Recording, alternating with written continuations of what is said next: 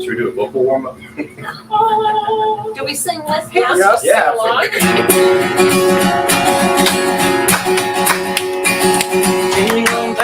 Jingle bells, jingle all the way. Oh, what fun it is to ride in a one-horse open sleigh. Jingle bells, jingle all the way.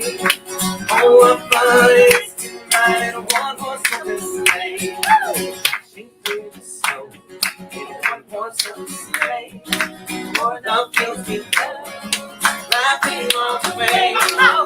Till somebody tells me, making spirits cry. What fun it is to ride and sing and sleighing songs tonight. Oh, jingle bells, jingle all the way.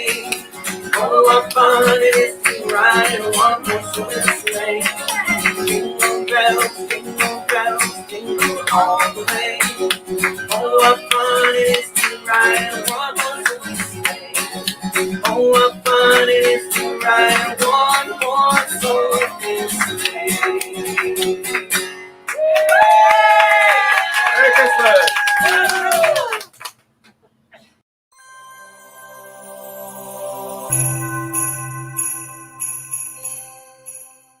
On the first day of Christmas, my true love gave to me a painting he did of a tree.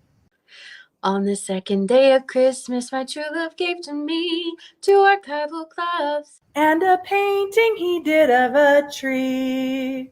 On the third day of Christmas, my true love gave to me 3 haiku lines, 2 archival gloves and a painting he did of a tree. On the fourth day of Christmas, my true love gave to me 4 hooks crocheting, 3 haiku lines, 2 archival gloves and a painting he did of a tree. On the 5th day of Christmas, my true love gave to me 5 guitar strings, 4 hooks crocheting, 3 haiku lines, 2 archival gloves and a painting he did of a tree. On the 6th day of Christmas, my true love gave to me 6 crooners hymning, 5 guitar strings, 4 hooks crocheting, 3 haiku lines, 2 archival gloves and a painting he did of a tree. On the 7th day of Christmas, my true love gave to me 7 ukuleles, 6 crooners hymning,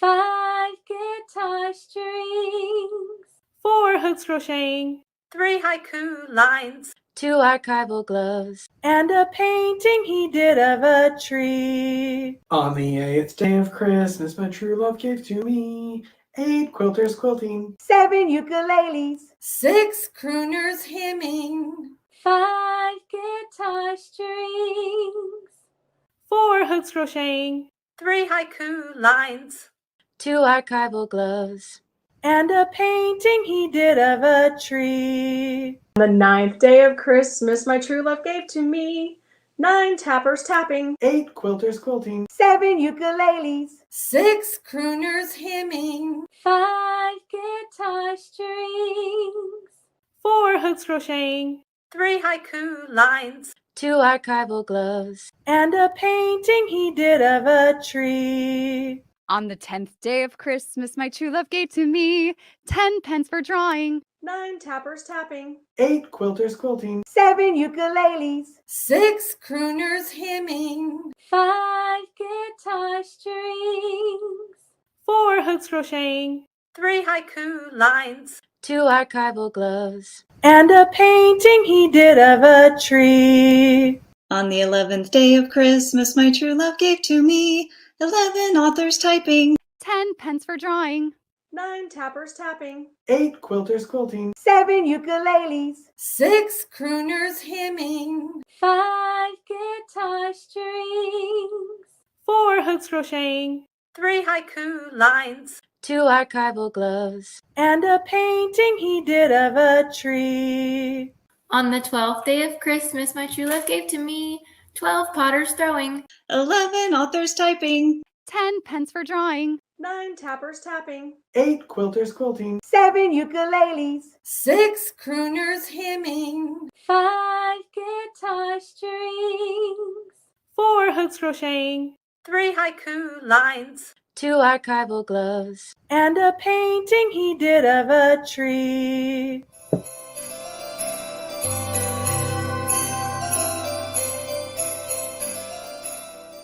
Okay. I'm ready.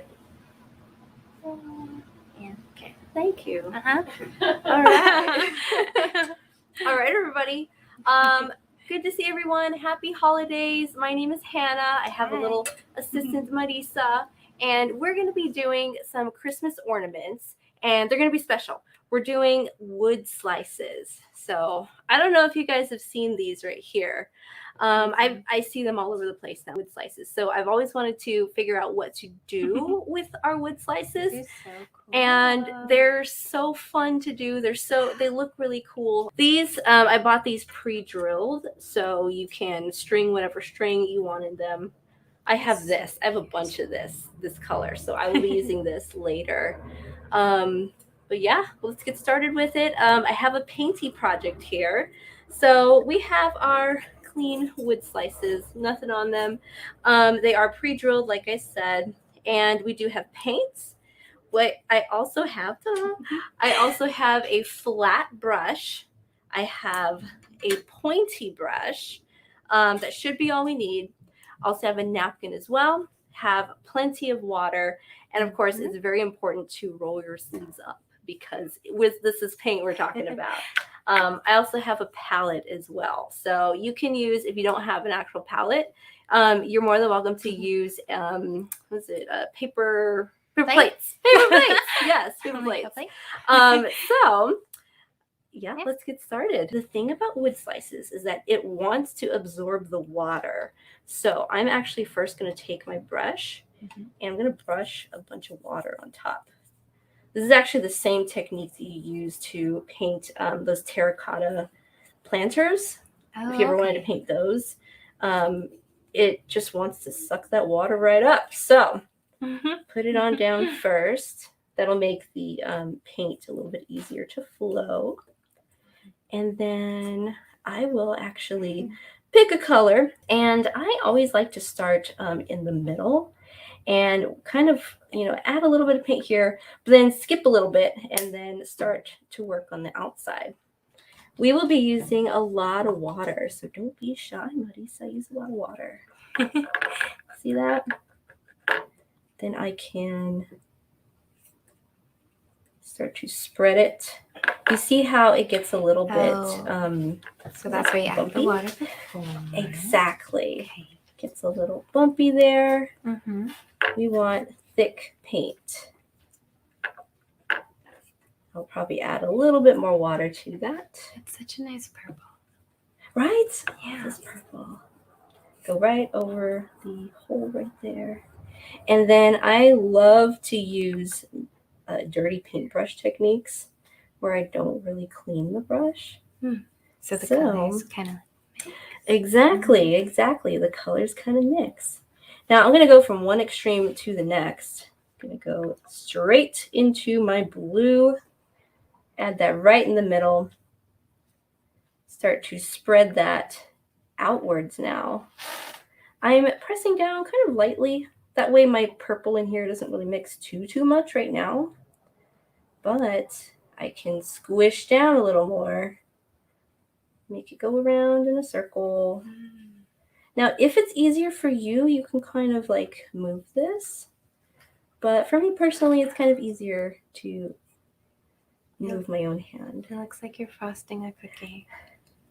Right? It kind of does now. Go on the outside. There you go, just like that. Look at that beautiful effect. Awesome. You're more than welcome to grab a little more paint.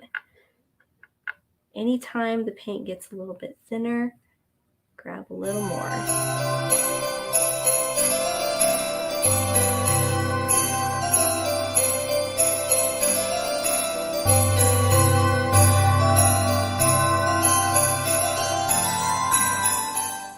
I like that yours has a more atmospheric look. Oh, thank you. And it's all that water.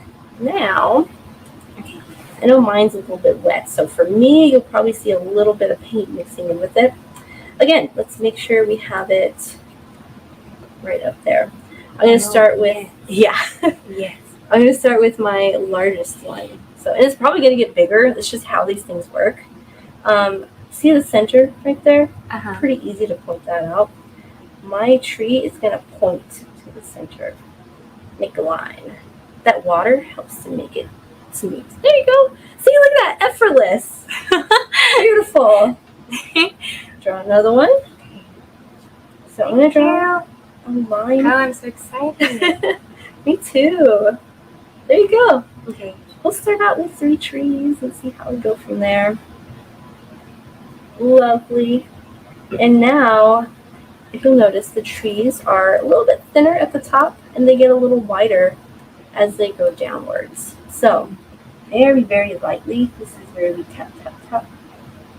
Tap, tap, tap. Oh, we're tapping. Okay. Very lightly. You can kind of feel the brush, see if you need more paint just by feeling it. See if you need to spread out your brush strokes a little bit. There you go. Beautiful. Now, I say this is going to be my biggest tree, but you know, it could change later.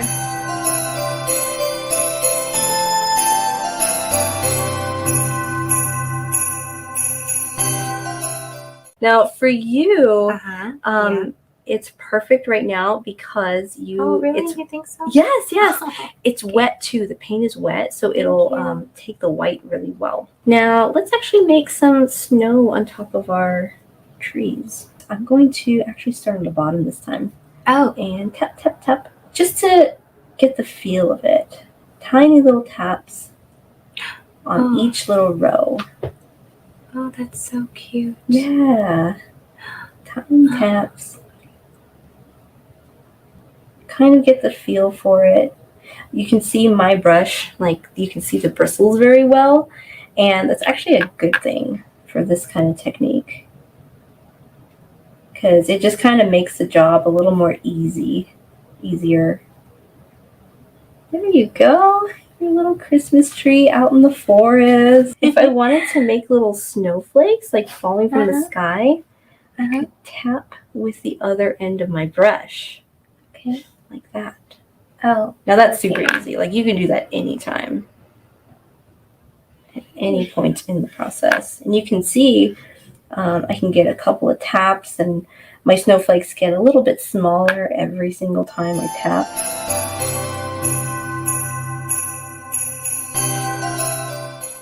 Where was the first place you ever, I guess, played with snow? Oh, Colorado. Oh. Yeah. I want to go there. I remember I was 10 years old and it had snowed the first night we were there. And I remember like it was so fun playing in the snow and having snowball fights. There you go. There you go. Oh. Yeah, reload. Beautiful. Thank you for joining, Marisa. Thank you. I had so much fun. Now we have our lovely little snowflakes. Ta-da! Hope you enjoyed it. Hope you have fun with it. Happy holidays. Hannah. You're welcome. Merry Christmas. Happy holidays.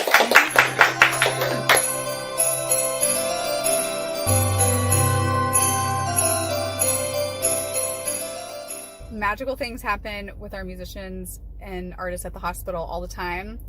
Some days they're extra special.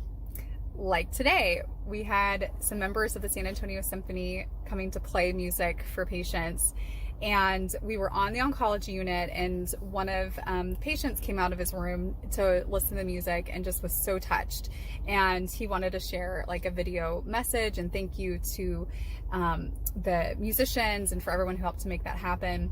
And when I was in his room, he shared with me that it was his dream to sing "Oh Holy Night" with the San Antonio Symphony. They had already moved on to another floor, but I went back and got them. We came back, the whole group of them, and they accompanied him singing "Oh Holy Night." This is Archie, and he would like to sing with you guys.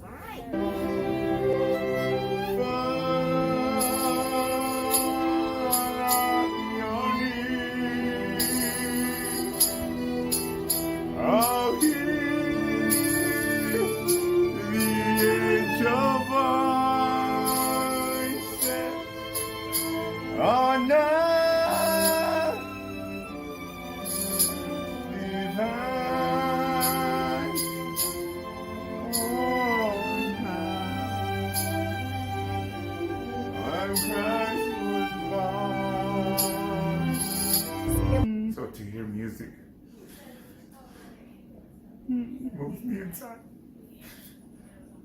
and especially Christmas music, because this will be the first Christmas I'm away from my children, and this is, to hear music like that moves your soul, moves your heart, and for it to just be played with your whole heart, it's amazing. They did an awesome job. I'm so happy they came and I got to hear it, and I thank you for that.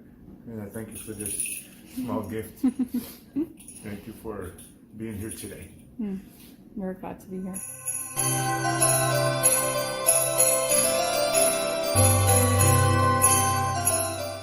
This poem, Amazing Peace, written by Maya Angelou, was read in 2005 at the lighting of the National Christmas Tree. And although this poem was read several years ago, I think it still rings true today. Amazing Peace, a Christmas poem by Maya Angelou. Thunder rumbles in mountain passes, and lightning rattles the eaves of our houses. Floodwaters await in our avenues. Snow falls upon snow, falls upon snow to avalanche over unprotected villages. The sky slips low and gray and threatening. We question ourselves. What have we done to so affront nature?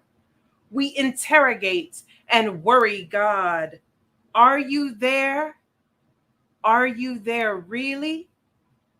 Does the covenant you made with us still hold? Into this climate of fear and apprehension, Christmas enters.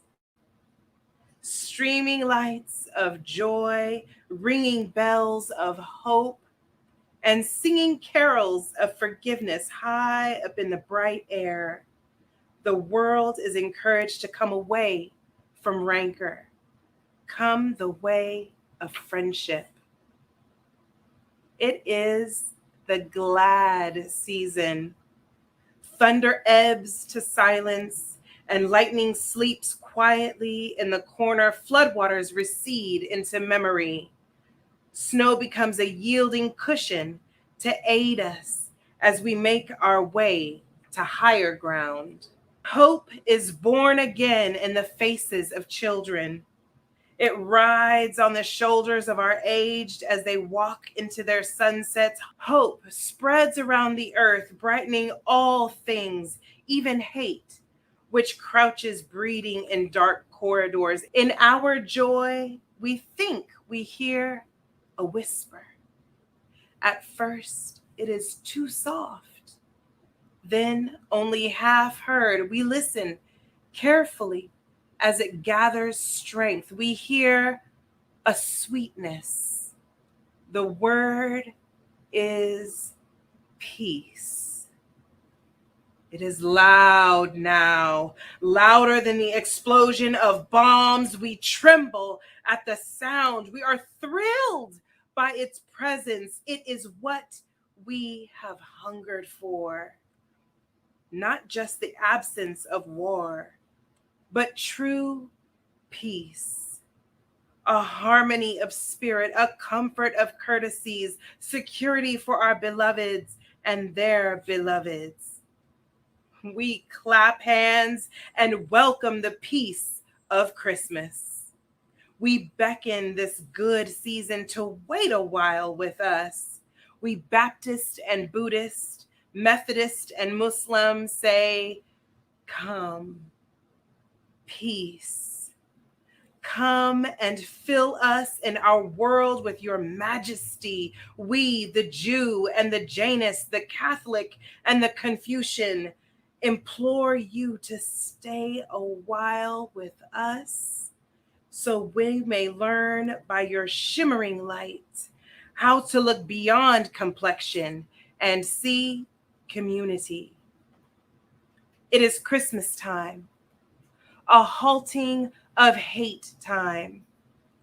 On this platform of peace, we can create a language to translate ourselves to ourselves and to each other.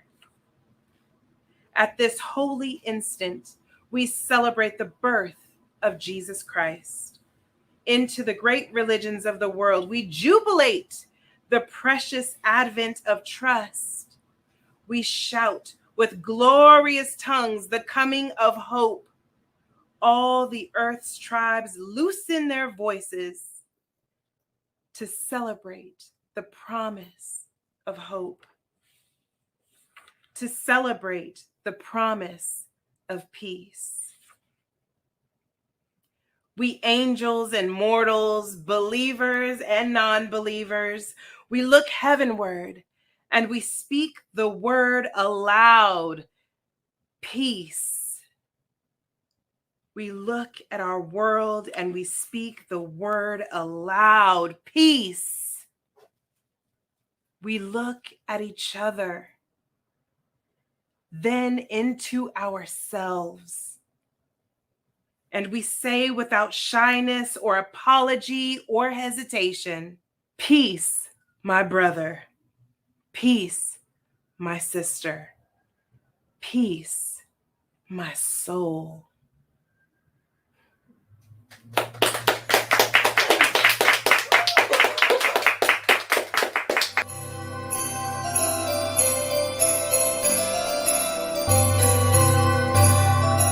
I have a little art project for you that I believe and I hope goes along with the theme of the story that Judy is going to be presenting to us.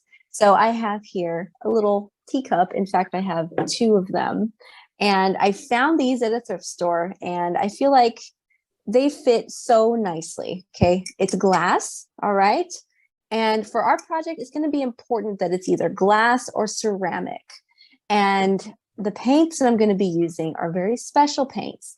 These are enamel paints. I don't know how well you can see that, but enamel paints. You can buy them at any craft store. They're very, very easy to use. And in fact, if you've used acrylic paints, you'll be set with using these. I will be able to put them in the oven.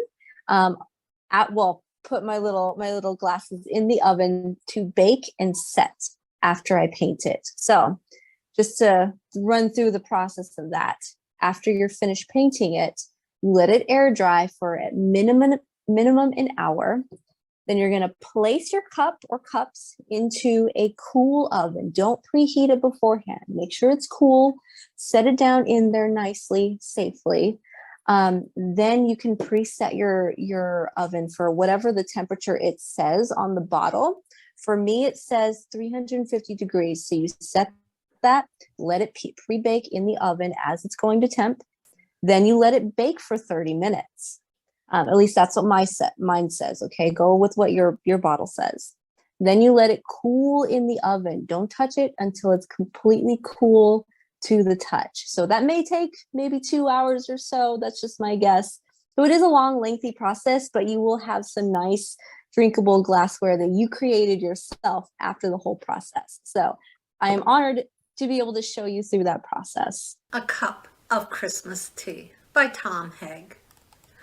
The log was in the fireplace, all spiced and set to burn. At last the yearly Christmas race was in the clubhouse turn. The cards were in the mail, all the gifts beneath the tree, and 30 days reprieve till Visa could catch up with me. Though smug satisfaction seemed the order of the day, something still was nagging me and would not go away. A week before, I got a letter from my old great aunt. It read, "Of course I'll understand completely if you can't, but if you find you have some time, how wonderful if we could have a little chat and share a cup of Christmas tea." She'd had a mild stroke that year which crippled her left side. Though housebound now, my folks had said, it hadn't hurt her pride. They said she'd love to see you. What a nice thing it would be for you to go and maybe have a cup of Christmas tea. But boy, I didn't want to go. Oh, what a bitter pill to see an old relation and how far she'd gone downhill. I remembered her as vigorous, as funny, and as bright. I remembered Christmas Eves when she regaled us half the night. I didn't want to risk all that. I didn't want the pain. I didn't need to be depressed. I didn't need the strain. And what about my brother? Why not him? She's his aunt too.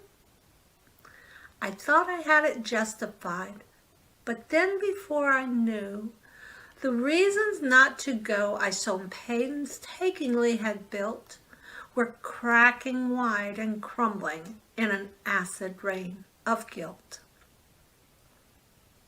I put on my boots and gloves and cap, shame stinging every pore, and armed with squeegee, sand, and map, I went out my front door. I drove in from the suburbs to the older part of town. The pastels of the newer homes gave way to gray and brown. I had that disembodied feeling as the car pulled up and stopped beside the wooden house that held the Christmas cup. How I got up to her door, I really couldn't tell.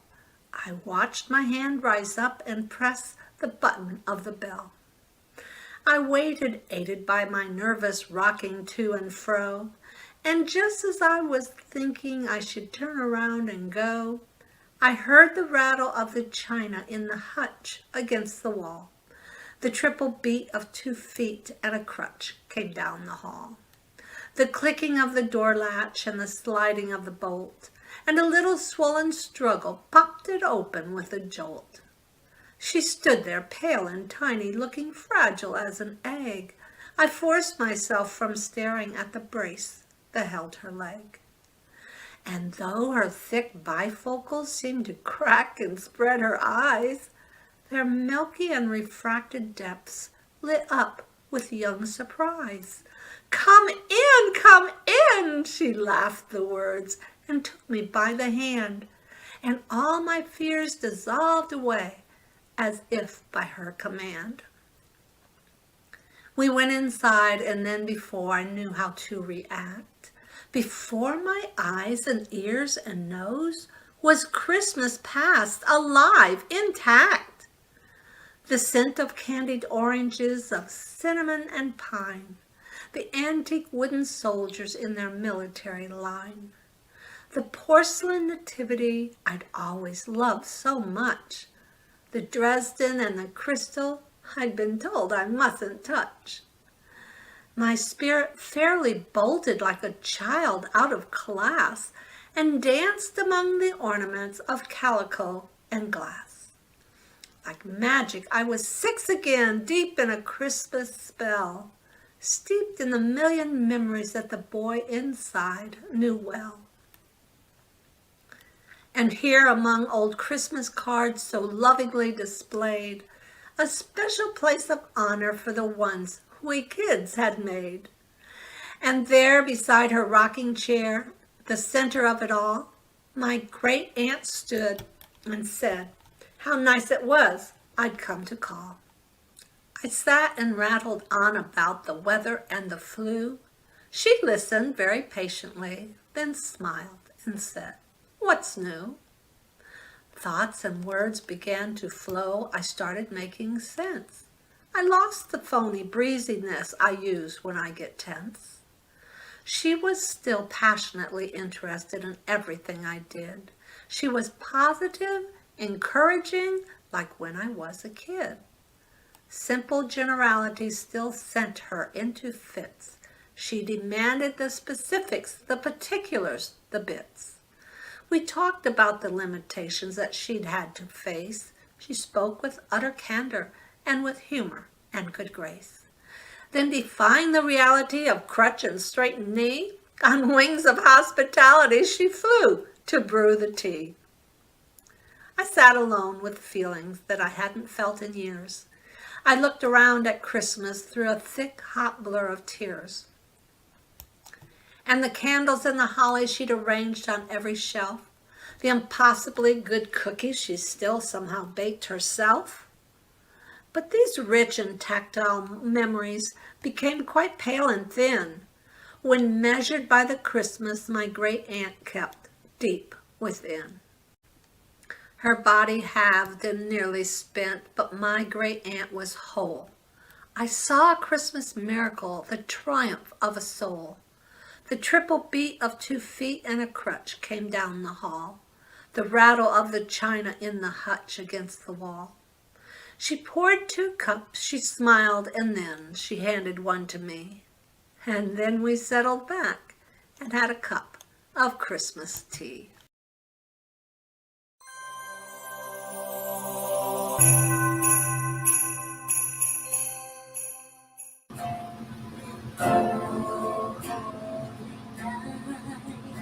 The stars are brightly shining.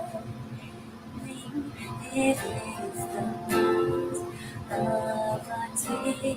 Savior's long may the world in sin and terror pining till he appeared, and the soul felt its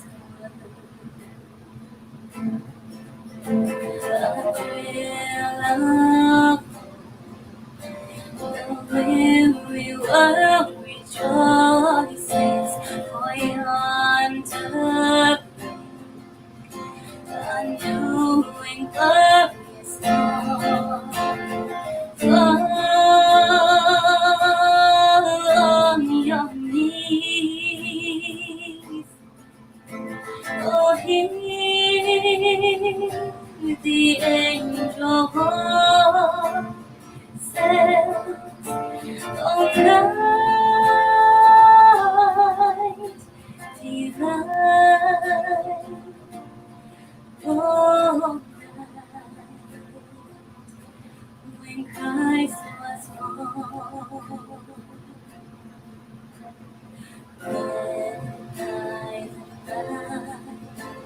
A face supremely beaming, with glowing hearts by his cradle we stand.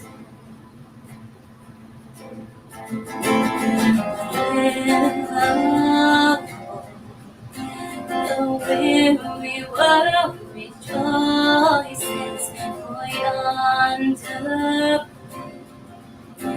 a new and glorious dawn. Fall on your knees, oh, hear the angel voices, oh, night divine, oh, night when Christ was born. Oh, night divine, oh, night, oh, night divine.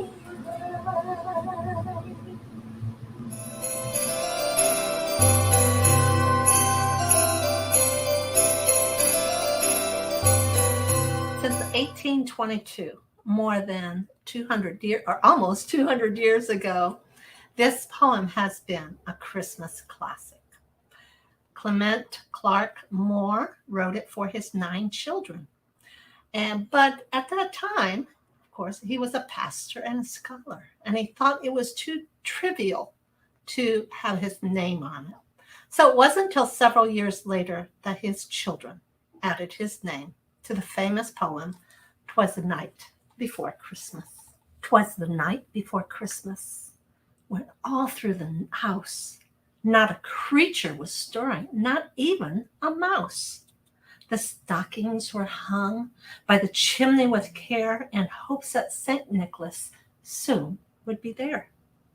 The children were nestled all snug in their beds, while visions of sugar plums danced in their heads. And Mama in her kerchief and I in my cap had just settled our brains for a long winter's nap, when out on the lawn there arose such a clatter. I sprung from my bed to see what was the matter. Away to the window I flew like a flash, tore open the shutters and threw up the sash. The moon on the breast of the new-fallen snow gave the luster of midday to objects below. When what to my wondering eyes should appear but a miniature sleigh and 8 tiny reindeer, with a little old driver so lively and quick, I knew in a moment it must be Saint Nick. More rapid than eagles their coursers they came, and he whistled and shouted and called them by name.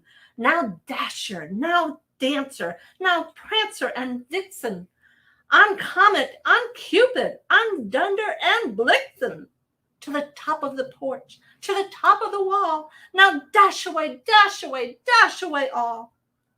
As dry leaves before the wild hurricane fly, when they meet with an obstacle mount to the sky, so up to the housetop the coursers they flew, with a sleigh full of toys and St. Nicholas too. And then in a twinkling I heard on the roof the prancing and pawing of each little hoof. As I drew in my head and was turning around, down the chimney St. Nicholas came with a bound. He was dressed all in fur from his head to his foot, and his clothes were all tarnished with ashes and soot. A bundle of toys was flung on his back, and he looked like a peddler just opening his pack. His eyes, how they twinkled, his dimples, how merry.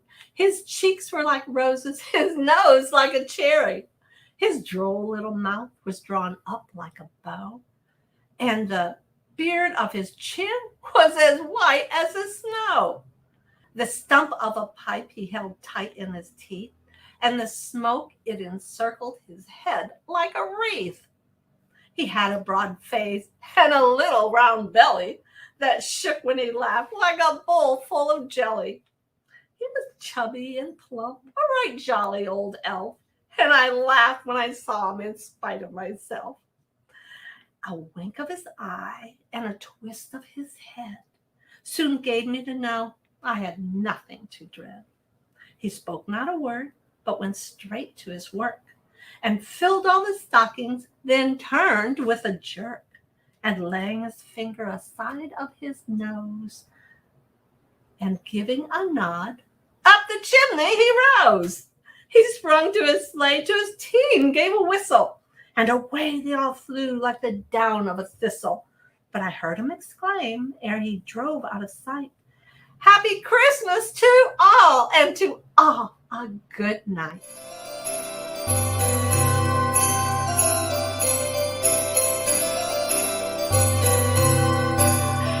Hi everyone, happy holidays. We are going to make some snowflake art today. Who's feeling stressed? Me, yes. Okay, so the mandala drawing is very stress relieving. Your brain automatically wants to make the repetitive motions that go into making these beautiful pieces. I've made a few examples of some snowflakes that we're going to make today. Typical mandalas are an 8-sided event. You can divide your paper into 8 equal parts, but Mother Nature has seen fit to make the snowflake a hexagon. All ice crystals form in hexagonal shapes. And so I have a book that shows, these are real snowflakes. I don't know if y'all can see them, but they are 6-sided. And so when you do an art piece, this is a good example. An art piece like a mandala in 6 sides, the mind kind of automatically goes to snowflake. So we'll put that away. And here's a picture of what the finished grid. I did this in pen so that hopefully you can see how this looks a little bit better. The finished grid, but I'm going to show you. We do it very lightly in pencil, and then grab your polymer eraser, and you're going to erase your lines. After these are just your guidelines, okay? Square pieces of paper work best. So the supplies you're going to need are metallic Sharpies. I have silver. And we have the white jelly roll pens. You're going to need a pencil and your, middle school compass. And this little tool is very helpful. This is kind of a 360-degree protractor. You can do it with the 180-degree protractor that we all had in geometry class back in the day, but this just makes it so much easier. I'll show you how to do it. Okay, and then your eraser and a ruler. Okay, and I love the gray paper. I've done this on blue paper before too, which is really pretty with the snowflakes. Okay, so you're going to start with your ruler, and you're going to measure half on your paper. You want your paper divided exactly in half. So I've got 12 by 12 here, so I'm marking a 6-inch dot on either side of my paper. Okay, this helps us find the center. And now I'm going to make a line all the way across. Okay.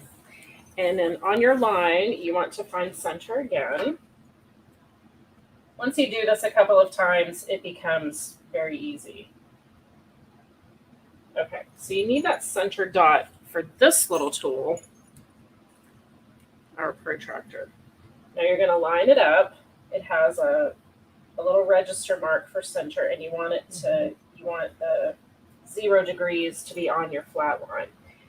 So in order to get 6 equal sides, we're going to mark at 60-degree intervals. So we're going to go 60, 60, and we've already got our 2 lines here, and then 60 degrees here, and then 60 degrees here. Okay.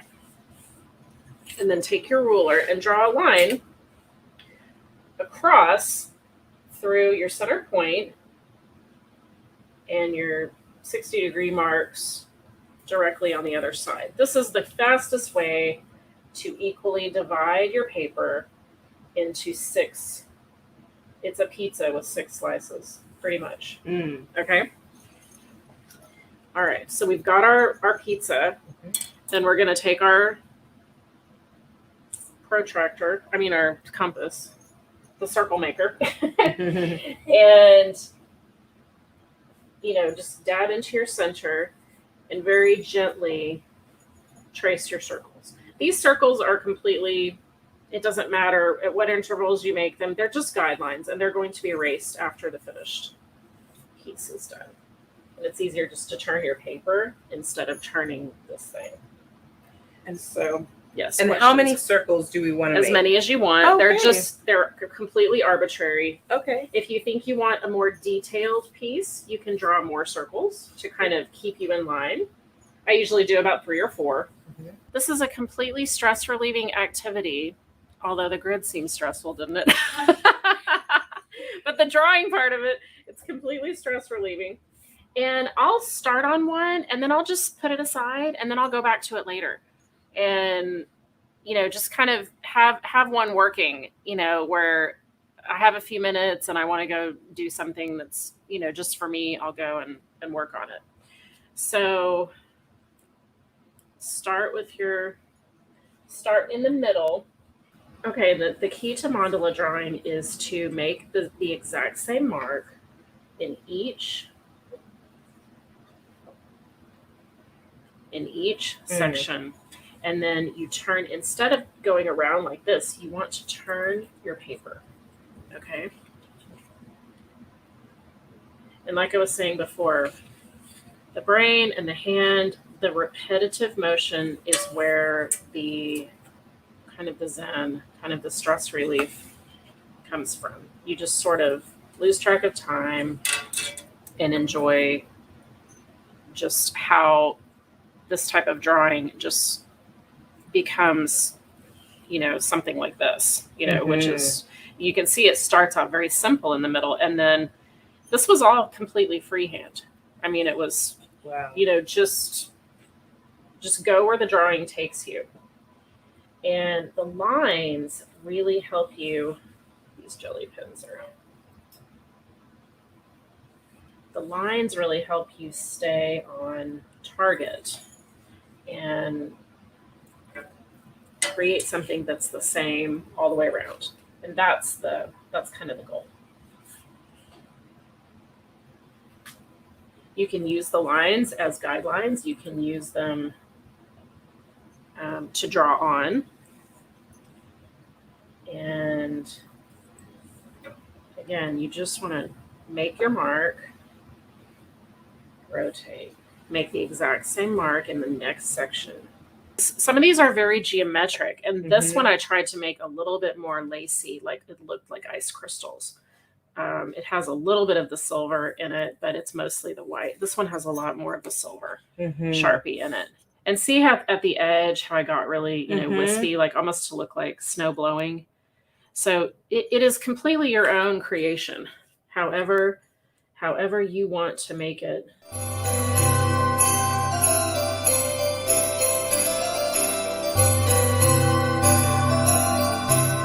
But you can see how quickly it kind of takes shape.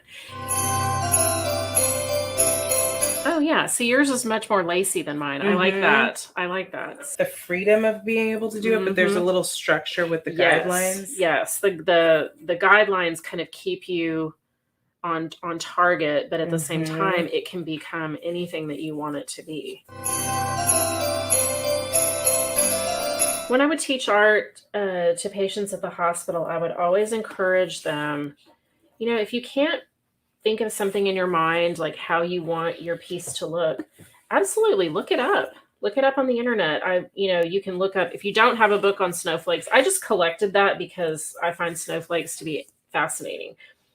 But look it up online, because there's nothing like seeing another visual for inspiration. You know, you can go completely freeform with this, or you can say, oh, okay, I visualize it now after I've seen a picture of it. Now I can create what I want it to look like.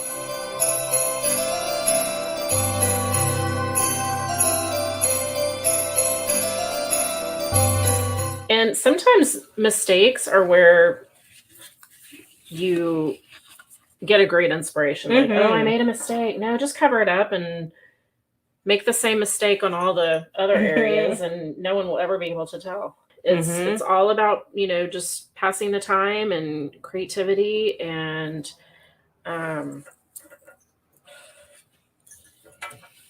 you have something beautiful when you're finished. So this has been the 6-sided snowflake mandala project. Yes. Thanks for creating with us, everyone. Happy holidays.